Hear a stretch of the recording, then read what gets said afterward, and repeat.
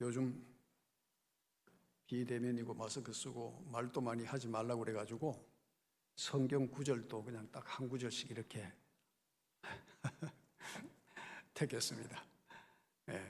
뭐 여담이고, 성경은 무슨 책이라고 여러분들이 이해하십니까? 성경은 믿음의 책이죠. 믿음의 책입니다. 그래서 대표적인 믿음의 사람들은 족장시대에는 아브라함과 이삭과 야곱이었고, 출애굽 세대는 모세와 여호수아였습니다. 물론 애굽 시대에는 요셉이라고 하는 걸출한 믿음의 사람이 있었고요. 그리고 사사 시대의 마지막 인물이었던 사무엘과 왕정 시대의 대표적인 인물이 다윗이었습니다. 그래서 이스라엘의 역사는 위기도 많았지만 이런 믿음의 사람들에 의해서 여호와의 신앙이 전수되어지고 믿음이 맥을 이어오게 된 것입니다.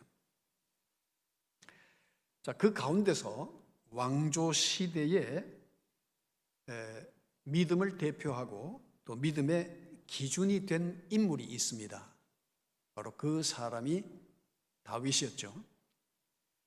그래서 다윗의 길을 간 왕들은 하나같이 성공적인 그런 정치를 했다는 것을 우리가 보게 됩니다. 그러면 이 다윗의 길이란 무엇인가? 또 오늘 우리가 가야 할 길의 표준은 무엇인가 하는 것을 생각하고 은혜를 나누기를 원합니다. 오늘 본문 말씀에 보니까 요시야가 여호와 보시기에 어떻게 했어요? 정직히 행하여, 그렇게 말하고 있습니다. 자, 여기서 정직하다는 말은 똑바른, 옳은, 또 곧은, 의로운이라는 그런 뜻을 가지고 있어요. 자, 이것은 바로 순종과 관련해서 표현한 것으로서 여호와의 신앙과 밀접한 관계에서 사용하는 단어입니다. 그렇기 때문에 이 정직하다는 것은 바로 의롭다는 것이고 또 옳다는 것이고 바르다는 것을 의미하고 있습니다. 그러면 이 정직의 기준을 어디에 뒀냐 이거죠. 누구에게 뒀느냐? 사람입니까? 여호와입니까? 자, 오늘 본 말씀에 여호와 보시기에 이렇게 표현하고 있습니다. 그렇습니다. 우리의 신앙의 기준, 표준은 바로 하나님 보시기에 어떠하냐는 거죠. 사람 보기에 저 사람 뭐 잘한다 못한다 이걸 떠나서 하나님께서 어떻게 보고 계시느냐, 이것이 바로 이 정직의 기준이라는 거예요. 자, 우리가 자녀들을 기를 때에 자, 하나님 보시기에 어떠하냐, 우리가 자녀들을 가르칠 때에 하나님 보시기에 어떠하냐는 거죠. 그래서 우리가 모든 일상의 새로운 출발이라든지 모든 것에 있어서 정말 하나님 보시기에 내가 어떠한 모습으로 비춰졌느냐, 그것이 중요하다는 거죠. 여러분, 우리가 자녀들이 아침에 일어나서 학교 가기 전에 정말 부모가 자녀들을 위해서 기도해 준다든지 예배를 드린다든지 또 이 학교에 가기 전에 참 머리에 손을 얹고 기도해 준다든지 품에 이렇게 안고 자녀들을 위해서 기도해 준다든지, 그래서 우리가 자녀들을 교육하고 기르고 그들의 어떤 삶의 시작을 할 때에 우리가 하나님 보시기에 어떤 모습으로 비춰졌는가 하는 것은 굉장히 중요합니다. 직장을 정한다든지 또 인간관계를 가진다든지 또 우리가 교회에서 신앙생활을 할 때에 여호와 보시기에, 하나님 보시기에, 주님 보시기에 어떠하냐는 거죠. 또 우리가 봉사를 한다거나 사업을 할 때에 하나님 보시기에 우리가 어떠한 모습으로 하느냐. 그래서 우리가 무엇을 하든지 세상 사람들과 동일한 방식으로 한다면 우리가 그리스도인이라고 말하기에는 좀 부족함이 있다, 그렇게 볼 수가 있습니다. 이스라엘 왕들 중에 성공한 왕들의 예를 보면 그 기준이 있더라고요. 그 동일한 기준이 있어요. 그런데 그 기준 속에 빠지지 않는 것이 다윗의 모든 길로 행하더라는 거예요. 다윗은 어떤 사람이었습니까? 하나님 보시기에 정직하게 행했던 사람이 바로 다윗이었습니다. 그러니까 그 다윗이 인간인지라 참 파렴치한 죄를 범할 때도 있었지만 그 다윗이 그 죄를 극복하고 정직할 수 있었던 것은 바로 하나님 보시기에 자신의 부족함을 깨달았기 때문이라는 거죠. 그런 면에서 우리는 불완전하고 완전하지 못하지만 우리가 정말 하나님 보시기에 지금 내가 어떤 삶을 살고 있느냐, 그럴 때 우리는 잘한 일을 통해서는 하나님 앞에 영광을 돌리고 또 내가 정말 인간적으로 판단하고 잘못된 결정을 통해서 어떤 일이 벌어졌을 때는 하나님 보시기에 옳지 않음을 깨닫고 회개하고 돌아갈 수 있는 그런 기회가 있다는 것을 우리는 볼 수가 있습니다. 자, 이스라엘에 성공한 왕들은 하나같이 여호와 보시기에 정직한 사람이었고 그 다윗의 길을 걸어간 사람들이었습니다. 자, 오늘 본문에는 요시야가 여호와 보시기에 정직히 행하여 그렇게 말하고 있습니다. 이 요시야란 말은 여호와가 도우신다라는 뜻인데 31년 동안 장기간 통치하면서 어떻게 그는 하나님 보시기에 아름다운 그런 왕이 되었느냐. 요시야 왕이 즉위 18년 되었을 때에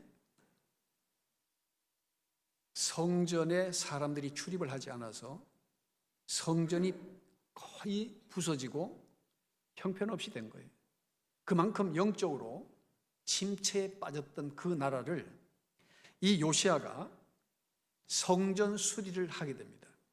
그래서 여러분 22장 5절 이하에 보면 여호와의 성전을 맡은 감독자의 손에 넘겨 그들이 여호와의 성전에 있는 작업자에게 주어 성전에 부서진 것을 수리하게 하되, 그러면 그동안에 방치되어졌고 여호와의 신앙이 그들 마음속에서 사라졌다는 거죠. 그래서 이 요시야 왕이 그것을 보고 이게 너무 어릴 때 왕이 됐기 때문에 깨닫지 못했다가 즉위 18년에 하나님의 성전이 형편없이 부서져 있고 거의 먼지가 쌓인 것을 보고 가슴 아파하다가 여호와의 성전을 수리하도록 명하게 됩니다. 그래서 6절에 곧 목수와 건축자와 미장이에게 주게 하고 또 제목과 다듬은 돌을 사서 그 성전을 수리하게 하라 이렇게 명령을 합니다. 자, 그래서 이제 성전 수리가 이루어지는데 그 성전을 수리하는 과정 속에 무엇을 발견하게 되느냐? 바로 하나님의 율법책을 발견하게 됩니다. 그래서 여러분 11절에 보면 22장 11절에 보면 왕이 율법책의 말을 듣자 곧 그의 옷을 찢으니라 그렇게 말하고 있어요. 자, 율법을 발견한 그 서기관이 왕에게 와서 이 율법책 하나님의 말씀을 발견했습니다. 그러니까 왕이 그러면 그 말씀을 읽어보라고 그랬죠. 그 말씀을 읽는 중에 옷을 찢었다는 것은 무슨 뜻입니까? 회개했다는 거예요. 야, 우리가 이거 이렇게 된 것이 우리가 말씀대로 살지 못해서 이렇게 되었구나. 성전이 폐허가 됐다는 것, 우리가 영적으로 폐허되어 있었구나. 그걸 깨닫고 왕이 그 말씀 앞에 정말 옷을 찢고 가슴을 찢는 거죠. 그러면서 요시야 왕이 종교 개혁을 일으킵니다. 여러분, 종교 개혁이라는 것은 사실은 뭡니까? 말씀으로 돌아가는 것이죠. 말씀으로 돌아가는 것이에요. 그래서 회개함과 더불어서 백성들에게 대대적으로 성경을 가르치라고 명령을 합니다. 그래서 열왕기하 23장에 보면 23장 2절 이하에 보면 이에 왕이 여호와의 성전에 올라가며 유다 모든 사람과 예루살렘 주민과 제사장들과 선지자들과 모든 백성이 노소를 막론하고 다 왕과 함께 앉으라. 왕이 여호와의 성전 안에서 발견한 언약책의 모든 말씀을 읽어 무리의 귀에 들리고 이렇게 말했어요. 백성들에게 다 말씀을 읽어준 거예요. 그리고 3절에 보면 왕이 단 위에 서서 여호와 앞에서 언약을 세우되 마음을 다하고 뜻을 다하여 여호와께 순종하고 그의 계명과 법도와 율례를 지켜 이 책에 기록된 이 언약의 말씀을 이루게 하리라 하며 백성이 다 그 언약을 따르기로 하니라 그렇게 말하고 있어요. 자, 여러분, 우리의 신앙과 삶의 기준이 어디에 있어야 된다는 거죠? 여호와의 말씀에 있다는 거예요. 말씀이 없으면 우리가 어떻게 살아야 되는지 모르니까, 그래서 이 요시야가 종교 개혁을 일으킬 때에 바로 이 말씀을 백성들에게 들려주고 가르치고 그 말씀을 따라가게 했던 것을 볼 수가 있습니다. 그래서 23장에 보면 순종하고 그랬어요. 순종하고.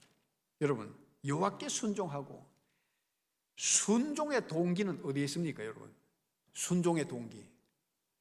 여러분, 믿음이 없으면 말씀을 지켜 순종할 수 있어 없어요? 그렇죠. 믿음이 없으면 말씀을 따라 순종할 수 없는 거예요. 그래서 이 순종의 동기는 바로 믿음입니다. 고로 믿음은 순종이라고 하는 행함으로 표현이 되어지고 증명이 되어지는 거죠. 그래서 이것을 야고보 기자는 아주 적절하게 얘기를 하고 있습니다. 여러분, 믿음이라는 것은 어떤 우리의 관념, 그냥 사상, 이데올로기에 머무는 것이 아니라 믿음이라는 것은 무엇을 포함하고 있어요? 바로 순종을 포함하고 있기 때문에 그 순종을 통해서 믿음이 어떻게 되고요? 온전하여진다는 거예요.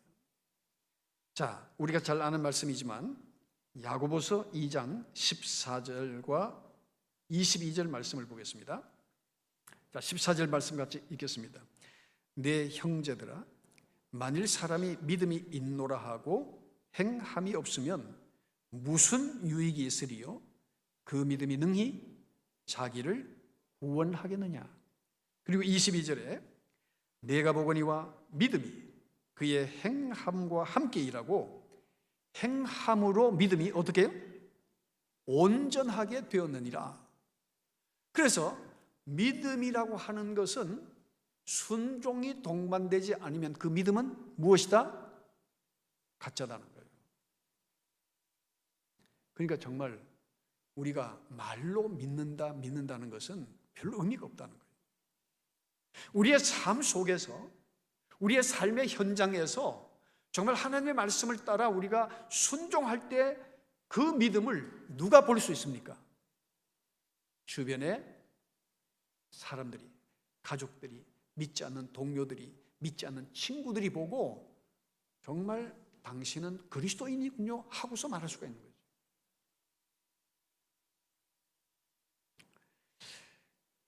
자, 이것이 바로 하나님이 원하시는 믿음이요. 삶에 적용이 되지 않는 믿음은 정직하지 못하다는 것을 우리에게 보여주는 겁니다.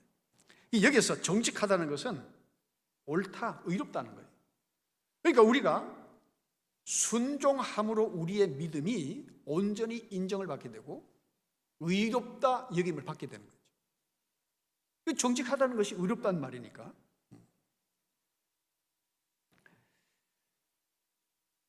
그리고 이것이 바로 여호와께서 보시기에 올바른 의로운 믿음이라는 것을 말씀하고 있습니다.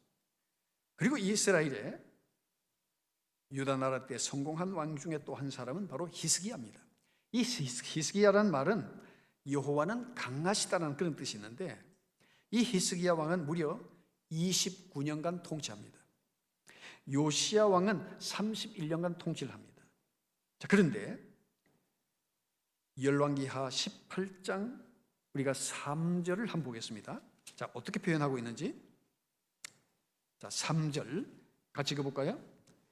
히스기야가 그의 조상 다윗의 모든 행위와 같이 여호와 보시기에 정직하게 행하여 아멘. 자, 여호와 보시기에 정직했다는 거예요. 여러분, 우리의 믿음의 삶이 사람을 위한 것이 아니라 하나님을 위한 것일진데 하나님 보시기에 정직한 믿음이어야 된다.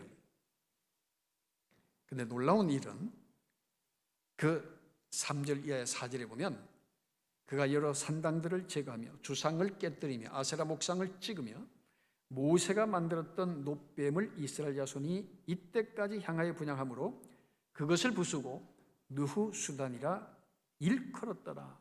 종교 개혁이 일어나기 시작한 거예요. 여러분, 말씀으로 돌아가는 것이 바로 종교 개혁의 기본입니다. 말씀이 없으면 우리에게 기준이 없기 때문에 우리가 어떻게 살아야 될지 알지 못하는 거죠. 그래서 우리가 말씀을 통해서 이해하고 깨닫고 믿음을 갖게 되는 거죠. 자, 그런데 5절에 보면 히스기야가 이스라엘 하나님 여호와를 의지하였는데 그의 전후 유다 여러 왕 중에 그런 자가 없었으니 그렇게 말하고 있어요. 그러니까 결론적으로 6절에 뭐라고 그랬습니까? 곧 그가 여호와께 연합하여 그에게서 떠나지 아니하고 여호와께서 모세에게 명령하신 계명을 어떻게 해요? 지켰더라. 그렇게 말하고 있어요. 계명을 지켰더라.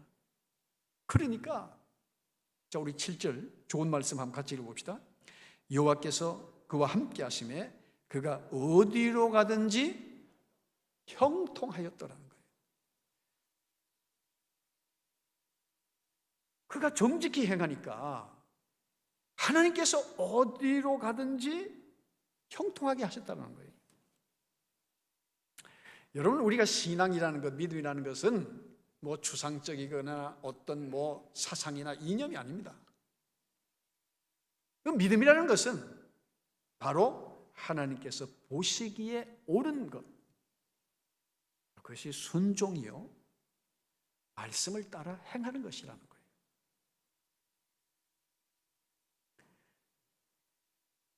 자, 성공한 왕 중에 또 세 번째 우리가 아사왕을 보면, 아사라고 하는 말은 지도자라는 뜻인데 41년간 유다를 통치합니다. 그러니까 다 장수한 왕들이에요. 정치적으로 성공한 사람들입니다. 그 성공의 비결이 바로 그들이 다윗의 길을 갔던 사람들이에요. 다윗처럼 여호와 보시기에 정직한 사람이었다는 거예요.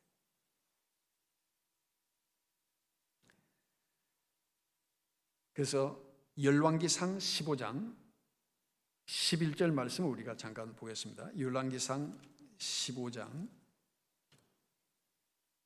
자 11절 말씀에 보면 역시 동일한 표현입니다. 자, 같이 한번 읽어볼까요?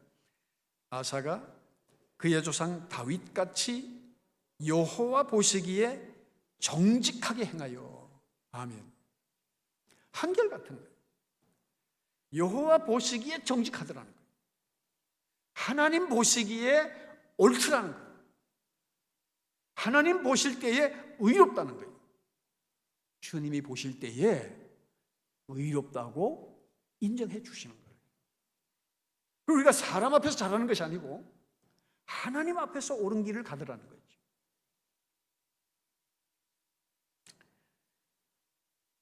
그래서 이 아사가 놀라운 일을 하게 됩니다. 자, 어떤 일을 했냐? 역대하 14장 2절 한번 보겠습니다. 역대하 14장 2절 이하에 보면 아사가 그의 하나님 여호와 보시기에 선과 정의를 행하여 이방 제단과 산당을 없애고 주상을 깨뜨리며 아세라 상을 찍고 5절에 보면 또 유다 모든 성읍에서 산당과 태양상을 없애매 나라가 그 앞에서 평안함을 누리니라. 역시 하나님 보시기에 옳은 사람은 이 산당제사 우상 숭배를 가까이 할 수 없단 말이에요. 그래서 종교 개혁을 일으키게 됩니다. 그리고 4절에 보면 14장 4절에 유다 사람에게 명하여 그 조상들의 하나님 여호와를 찾게 하며 그의 율법과 명령을 어떻게 해요? 행하게 하고 그랬어요. 행하게 하고. 그것이 바로 여호와 보시기에 옳은 것이기 때문에, 바로 그것이 여호와 보시기에, 하나님 보시기에 의로운 일이기 때문에, 그래서 히스기야나 요시야 왕이나 아사 왕이나 다 같이 여호와 보시기에 정직했고 다윗의 길을 걸어간 사람들이라는 것을 우리에게 보여주고 있습니다. 자, 그런데 아주 특이한 사항이 있는데, 우상철폐뿐만 아니라 이 역대하 15장 16절에 보면 정말 인간적으로 할 수 없는 마음 아픈 일을 아사가 했다는 사실. 자, 16절 같이 한번 읽어볼까요?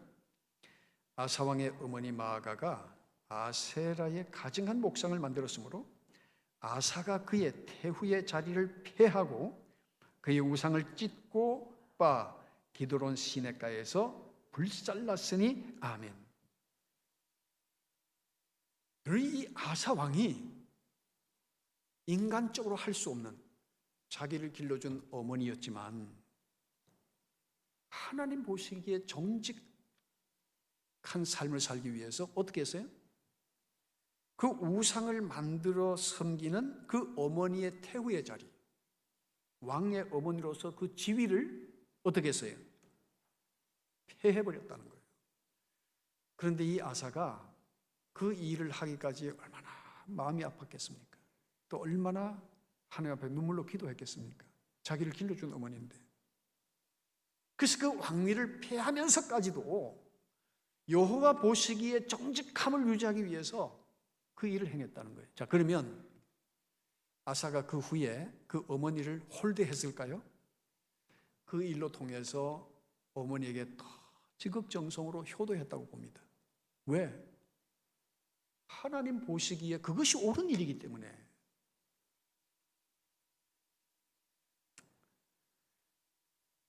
여러분, 우리가 정말 우리 삶의 기준이 뭐냐 이거죠. 하나님 보시기에 옳은 일을 해야 합니다. 믿음이라고 하는 것, 신앙이라는 것은 하나님 보시기에 의로운 일을 해야 되는 거예요. 인간관계에 따른 신앙은 결코 오래가지 못합니다. 오늘날 하나님과의 관계보다가 인간관계를 더욱 중시하는 시대를 우리가 살아가고 있어요. 왜 그렇습니까? 뭐 이 산업사회, 더불어 사는 세상이 다 얽히고 설켜 있어요. 사업관계도 그 인간관계를 중시해야 됩니다. 그러나 우선순위에 있어서는 하나님보다가 인간관계를 앞세우지 말라는 거예요. 사람과 관계를 왜곡시키라는 건 결코 아닙니다. 그런데 정말 우리가 그리스도인으로서 하나님과 진정 가깝게 지내고 하나님 보시기에 옳은 삶을 사는 사람은 이런 결론을 맺게 되어져 있습니다. 자, 우리가 잘 아는 로마서 14장 18절 말씀 한번 보겠습니다.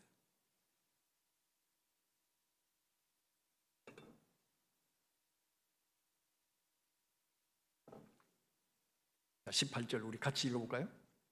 이로써 섬기는 자는 하나님을 기쁘시게 하며 사람에게도 칭찬을 받느니라.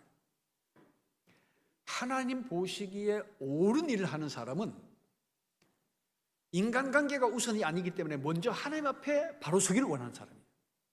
그리고 그 다음에 인간관계도 회복해 나가는 사람.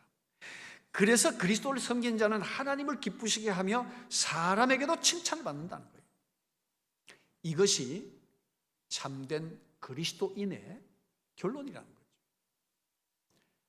예수 믿는 것은 열심히 믿는데 집안 간에라든지 성도 간에라든지 관계가 안 좋다? 그건 좀 뭐 이상하지 않아요?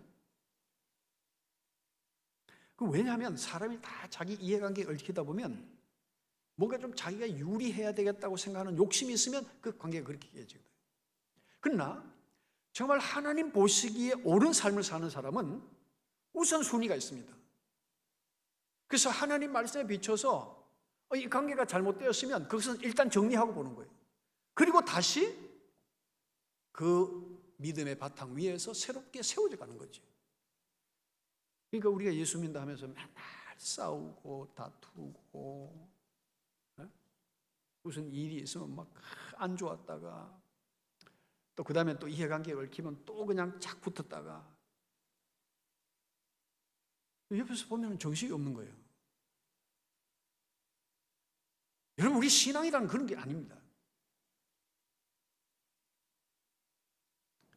우리의 삶의 우선순위는 바로 하나님이다. 여호와 보시기에 먼저 정직한 거예요. 여호와 보시기에 의롭다는 거예요. 여호와 보시기에 옳은 일을 하는 거예요. 그래서 아사왕 통치 기간 동안에 역대하 15장 15절에 보면 이렇게 표현을 하고 있습니다. 자, 15장 15절 말씀 한번 같이 읽읍시다. 온 유다가 이 맹세를 기뻐한지라 무리가 마음을 다하여 맹세하고 뜻을 다하여 여호와를 찾았으므로 여호와께서도 그들을 만나 주시고 그들의 사방에 뭘 주셨더라? 평안을 주셨더라는 거예요. 평안을 주셨더라는 거예요. 여러분, 혹시 평안을 잃어버렸습니까? 지금 내게 기쁨이 없습니까? 먼저 하나님 보시기에 정직한 삶을 살아가면 하나님께서 그 후에 모든 것을 회복시켜 주시는 줄로 믿습니다. 하나님께서는 이스라엘의 역사를 교훈해 우리에게 가르치려고 하시는 것이 아니라 이들의 행적을 통해서 오늘 이 시대를 살아가는 우리들에게 믿음으로 산다고 하는 사람이 어떻게 의로워지는가 하는 것을 우리에게 말씀해 주고 계시는 것입니다. 자, 그러면 이들이 정직하게 행할 수 있었던 기준은 무엇일까? 오늘 본문 말씀 다시 돌아가서 요시야가 여호와 보시기에 정직히 행하여 그의 조상 다윗의 모든 길로 행하고 좌우로 치우치지 아니하였다라고 그랬어요. 좌우로 치우치지 아니하였다. 여기서 치우치다라는 말은 빗나가다, 떠나다, 벗어나다는 뜻이거든요. 원문의 의미가. 자, 그러면 무엇으로부터 좌우로 벗어나지 않고 좌우로 빗나가지 않는다는 뜻일까? 무엇이 기준이냐는 거죠. 그 기준이 뭘까? 여호수아 1장 7절에 그 답을 볼 수가 있습니다. 자, 여호수아 1장 7절 말씀 우리 같이 한번 읽겠습니다. 오직 강하고 극히 담대하여 나의 종 모세가 내게 명령한 그 율법을 다 지켜 행하고 우로나 좌로나 치우치지 말라. 그리하면 어디로 가든지 형통하리니, 그렇게 말했습니다. 형통하리니. 다시 말하면 하나님의 말씀을 기준으로 삼고 그 말씀에서 좌우로 기울어지지 말라는 거예요. 좌우로 기울어지지 말라는 거예요. 여기서 율법이라는 것은 우리가 익히 잘 아니까 제가 표현하겠습니다. 토라라는 말입니다. 토라가 뭡니까? 하나님의 말씀이잖아요. 계명이잖아요. 훈계요, 구원의 규례를 말합니다. 자, 하나님의 백성들이 반드시 따라야 할 삶의 기준은 뭐라고요? 바로 계명이며 말씀이라는 거예요. 말씀에서 좌로나 우로나 치우치지 말라고 그랬어요. 그래서 이 말씀이 바로 우리를 구원하는 기준이기 때문에. 자, 시편 19편 7절 말씀을 보겠습니다. 7절 이하 한번 보겠습니다. 시편 19편 7절 이하. 자, 거기 보면 여호와의 율법은 어때요? 완전하여 그렇기 때문에 영혼을 소생시키고, 여호와의 증거는 어때요? 확실하다. 뭐 흐릿하고 그 잘분간이 안 되는 것이 아니라 확실하여 우둔한 자를 지혜롭게 하며, 여호와의 교훈은 어때요? 정직하여 마음을 기쁘게 하고, 여호와의 계명은 또 어떠하다고요? 순결하여 눈을 밝게 하시도다. 9절에 보니까 여호와를 경외하는 도는 어때요? 정결하여 영원까지 이루고 여호와의 법도도 어떠하다고요? 진실하여 다 의로우니, 그렇게 말하고 있어요. 그러니까 정말 우리가 말씀을 품고 살아갈 때에 우리가 온전할 수 있고 확실할 수 있고 구원에 대한 확신을 갖고 살아가고 또 정직하고 순결하고 정결하고 진실할 수밖에 없는 것이 바로 이 말씀이 우리의 삶의 기준이 되어야 된다는 거예요.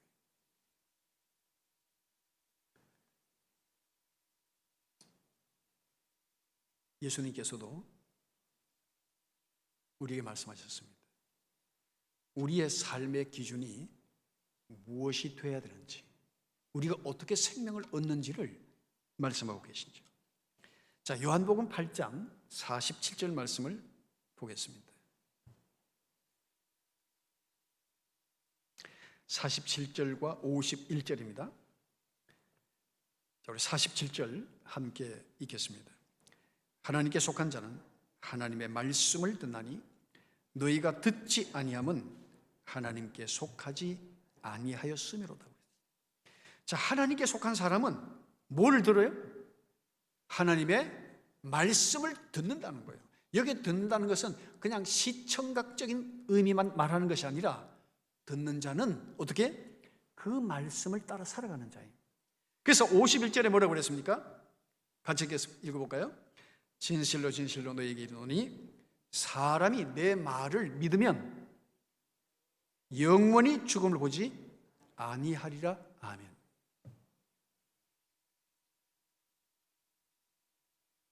사람이 내 말을 믿으면, 그래서 믿음은 어떤 믿음요? 지키는 믿음이라는 거예요. 믿음이 없으면 어떻게 지킵니까? 그렇죠? 여러분들이 믿음이 없으면 이 어려운 시대에 어떻게 이 교회에 몸이 행동으로 나올 수가 있습니까? 믿음이 없으면. 그러니까 믿음은 뭐를 동반한다고요? 그렇지, 행함을 동반하는 거예요. 절대 분리되지 않습니다. 그래서 너희가 내 말을 지키면 영원히 죽음을 보지 아니하리라는 거예요. 말씀이 우리에게 영생이요, 말씀이 우리에게 구원이요, 말씀이 우리에게 능력이요, 말씀이 우리의 길을 인도해 주는 것이다. 그래서 우리의 삶을 변화시키는 거죠. 이 말씀이 영원한 말씀이 되는 이유는 히브리서 4장 12절 이하에 나타난 것처럼 하나님의 말씀은 살아있고 운동력이 있어, 활력이 있어, 좌우의 날선 어떤 것보다도 예리해서 우리 혼과 육과 영을 찔러 쪼개기까지 한다. 우리의 모든 것을 보게 해주시는 거예요. 그래서 그리스도인의 삶의 기준은 바로 말씀이어야 한다는 거예요. 말씀. 여러분, 오늘날 시대적 상황이 좌우 분열의 시대입니다. 그래가지고 좌빨 우꼴이라는 말이 나오거든요. 우꼴 좌빨 시대다. 뭐 복잡한 말 알려고 하실 필요도 없어요. 그냥 자우장 그래요 지금. 여러분, 우리는 좌우에 휩쓸릴 필요가 없어요. 하나님의 말씀이 우리 삶의 기준이요, 하나님의 말씀이 우리 삶의 표준이요, 우리의 사상과 이념과 이데올로기의 모든 기준이 하나님의 말씀에 있어야 될 줄로 믿습니다. 그래서 좌든 우든 말씀에서 벗어난 것에 대해서는 우리가 말할 수가 있어야 되는 거예요. 그리스도인이기 때문에.